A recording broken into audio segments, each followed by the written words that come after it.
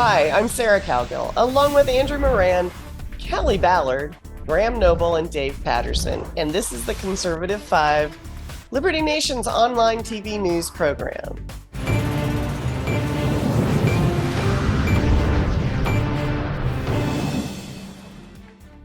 Cocaine found at the White House. The news spread like a slow burning grass fire, quick to douse the press inquiries. White House Press Secretary Karine Jean-Pierre assured us the entire First family was out that entire weekend. But were they? Really? It was all about the press pool schedule that upended Karine's cover for the Biden bunch. Right there in the official paperwork, quote, Biden gave remarks in the Roosevelt Room that afternoon and didn't depart the White House for Camp David until 6:34 p.m., along with First Lady Jill Biden, Hunter Biden, and Hunter Biden's son, Beau Biden, end quote. Well, that was just the opposite of what was being said by Karine, wasn't it? Oh, Kelly, what do you make of what has to be a mix-up? It has to be a mix-up, right? Well, maybe she's reading whoever writes the prompts for Joe Biden, or maybe they time traveled or they got the time zones confused. I don't know. There's all over the internet, there's a list of lies by the press secretary, like where she said that since Joe Biden's taken office, illegal immigration has dropped 90%. And then they qualified it and said, well, that's only just from 4 different countries. But today, the Secret Service held not a press conference, but a meeting, and they just announced that they don't know who done it, and they're not going to find out who done it, but maybe something needs to be done about security. So I don't know. I think that this administration is really concentrated on telling little white lies or stepping out of it and whatever works at the moment. So I don't know how the Secret Service can claim they don't know. I mean, it just doesn't make any sense. I mean, they're elite, and yet they don't know. They can't track it down. They don't know. And I know one thing, Graham's going to go, hey, I need to say something right now because he's chomping at the bit. Go ahead, Graham. Well, I got way too much to say about this. I mean, it's ridiculous, and for starters, for what Karine Jean-Pierre said about that, I snort at that. I do. I think that was a little cocaine joke there, by the way. None of you got that. I got the pun. But anyway, no, I mean, it is obvious. We all know who brought that cocaine into the White House, because he is the same guy who once returned a rental car that had cocaine in it, who once left his laptop at a Delaware repair shop, and that laptop had pictures of him in it doing cocaine. And I think there's been 1 or 2 other incidents where he's just kind of like left, cocaine just like lying around in different places. So we all know very well who left the cocaine in the White House. And this is ridiculous. I don't want to do the whataboutism thing but let's face it, if Trump was still in the White House and they found cocaine, they would be screaming, for his head on a plate. And this is ridiculous.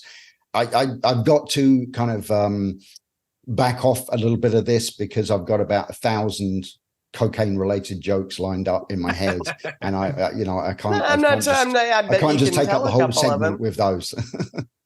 Well, okay, I have a weird question, and maybe this is open for everybody, but somebody as Hunter Biden, who has the worst reputation on the planet of being clean and sober, how does he? Who's his supplier? And why won't they tell on him? I mean, I don't understand how anybody that high up the ladder with all the security and the cameras and the stuff gets away with doing this in the actual White House. Anybody want to jump on that one? It's like a relay. They have several people. You go tell so-and-so to tell so-and-so to go to this person to get that, and then back again. That seems even more dangerous, or somebody in this is going to be the weak link and want to be the whistleblower of the cocaine trail. I'm concerned know. Kelly knows too much about the whole cocaine trail. I'm concerned. I was God, Kelly, you know something. Look where I live. We're going to start calling you Cocaine Kelly. Hey, but you know what's funny though, with Graham just mentioned though about if there was cocaine found in the Trump White House, yada yada yada. But what's funny is that if you watch some reaction a lot of the media and Twitterverse had whenever Trump would talk, Trump would always in between his sentences, breathe in really vociferously. You go, and people would say, "Oh, see, that's evidence he's on cocaine. There's something must be up with Trump." And also one thing too, I don't know if I know a lot of people have seen that 6 second clip of Hunter Biden on the White House balcony during the 4th of July, but if you watch that whole thing, the whole time he's sweating, rubbing his hair, he's fidgeting, he keeps moving around, he touches, I think it was his sister there, and she didn't want to be touched by him. So it was a very strange 6 minutes of the event. And also, if you look at Jill Biden's face, she seemed very unhappy with Hunter Biden's behavior.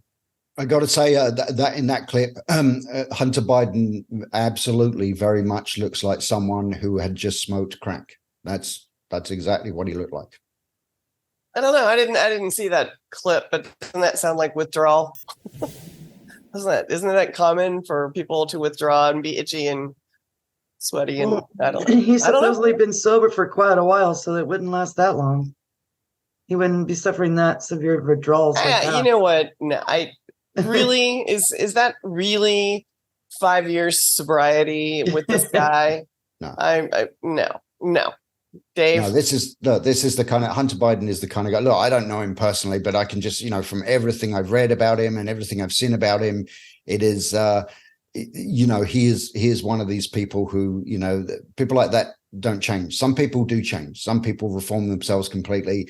Hunter Biden is not one of those guys, because you can tell, even if you study the way he communicates, from the material from his laptop, which supposedly never existed, or it was a Russian thing or whatever. But anyway, if you actually examine the way he interacts with people in phone calls and in emails and in text messages, he's not a pleasant guy at all. And he obviously thinks that really believes that he is like something special and completely untouchable because he's Joe Biden's son. And, he's virtually threatened, Chinese officials about, basically, I want my money, give us our money. The guy he's not a self-reforming type of character. So I'm sorry, but I refuse to believe that he's clean or sober or off the drugs. And, anyone who tries to tell me that cocaine got into the White House by any other means than Hunter Biden bringing it in, I'm sorry. I just think you're Dave, living in fantasy world. Does Hunter live at the White House? Because a lot of people are asking that question. Does he have a residence anywhere else that anybody can point to? That he can get in a car and drive, or what? Yes, the answer is yes. There are about 5 people who can move in and out of the White House without significant scrutiny. He's one of them, and as odious as he is, I think it speaks to a larger problem, and that is, let's face it. If you've been in the White House and if you've been in the West Wing, then you know that there are cameras that basically show every single person doing their offices. Everywhere you go, there is a security camera. And to suggest that the Secret Service is just baffled by this is just patently ludicrous. It would seem to me that the Secret Service, among all the agencies, would want to be on top of this, because it speaks to the security of the people's house. And if you can't secure the people's house, how does the administration secure the houses of the people? Yeah. Well, here's the one thing is when you start talking about drugs and stuff, here's the thing about the Secret Service. They're the branch of, because of course the Secret Service deals with a lot of things other than the security detail for the president and the president's families. They do a lot of other things, but that part of the Secret Service that deals with security, part of providing that security is not only protecting what they call their principal, which is the individual they are protecting. It's not only securing the physical safety of the principal, but it's also protecting the principal from, potential being compromised being vulnerable to bribery, being vulnerable to blackmail, all of that kind of stuff. That's all wrapped up in what the Secret Service does and how they provide security. So the fact that it is outrageous that there is, drugs, a Class A drug in the White House, because if anyone in the White House close to the president is so into cocaine that they're actually leaving it lying around in the White House, then that is a very big problem for the president, because that opens people close to the president up to blackmail, and all kinds of things. So the Secret Service is not doing their job. They have simply failed to do their job unless they actually do find out who brought that cocaine into the White House. From I what may I like jump in read, there, honey. If I from may what make I one read, they suggestion. put. Sorry. From what I read, it was found in like a little cubby where everyone puts their cell phones and stuff when they're doing tours. If that's the case and they don't have cameras on that, anyone could put any kind of hazardous, I don't know, a bomb or anything right there, and no one would even notice. And the security wouldn't be able to look back and see, well, who put that in that cubby? It doesn't make sense to me either. It doesn't. Well, I mean, Andrew, haven't they said 2 or 3 different places now?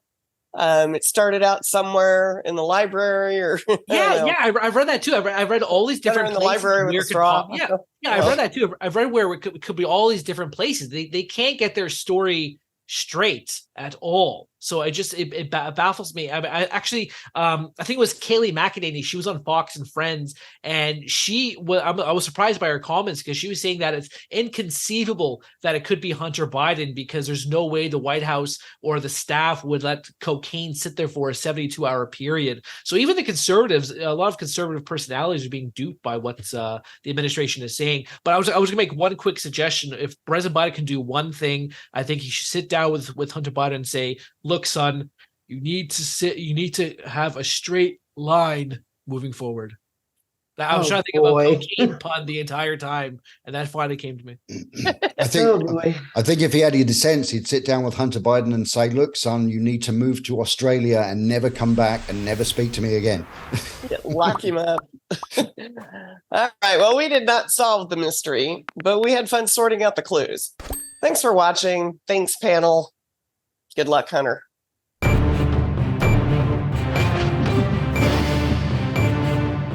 That's it for our Conservative 5 panel today. Check out our other C5 shows and segments on your favorite video platform.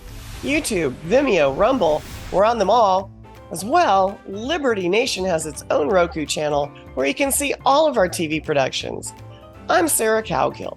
Thanks for joining us today. Free thinking, free speech, libertynation.com.